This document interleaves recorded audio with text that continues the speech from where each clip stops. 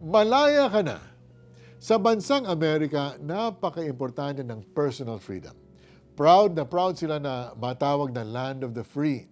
Subalit kaakibat ng kalayaang ito ang pagkakaroon ng responsibilidad, isang bagay na unti-unti nang nakakalimutan ng maraming tao. Importante rin ang personal freedom sa ating mga Pilipino. Kapag nasa hustong edad na tayo, ayaw na natin may nangingialam sa decisions natin. Karapatan mo naman ito at walang dapat umagaw ng karapatang yan sa iyo. Pero iba na ang usapan kapag tayo ay nakay Jesus na. Our freedom from sin and its consequences was paid for at a price. It was with the blood of Jesus that we were set free from the law of sin and death. Kaya marapat lamang na bigyan natin ng halaga ang dugong ibinayad ni Jesus para sa ating mga kasalanan. Ang pag-ibig ni Kristo sa atin ay hindi isang lisensya para gumawa ng kasalanan.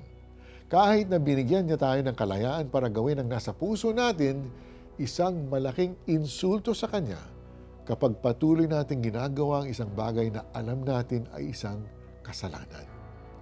It is as if we are crucifying Him again. Huwag nating isipin na dahil tinanggap natin si Jesus bilang ating tagapagligtas at Panginoon, ay kokontrolin na niya tayo. No, God has given us the freedom to do what we want. Pero gaya ng paalala ng Galatians chapter 5 verse 13, we are not to use our freedom to do anything that is sinful. Mahal tayo ni Jesus. At ang gusto niya ay mamuhay tayo naglilingkod sa isa't isa sa diwa ng pag-ibig at nakikita ang bunga ng Espiritu sa ating buhay. Yan ang makakapagbigay ng papuri sa Kanya. At yan din ang buhay na tunay na malaya. Let's pray. Lord Jesus, salamat sa kalayaan na ibinigay mo sa amin when you gave your life for us. Help us to honor you by not continuing to live in sin. In Jesus' name I pray. Amen. Think about the things in your life that are not honoring to God. Bigyang halaga mo ang dugong ibinayad ni Jesus para sa iyong mga kasalanan. Humbly receive His forgiveness and commit to living a life free of sin.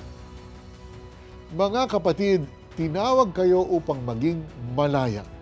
Ngunit huwag naman ninyong gamitin ang inyong kalayaan upang masunod ang hiling ng laman, kundi maglingkod kayo sa isa't isa sa diwa ng pag-ibig.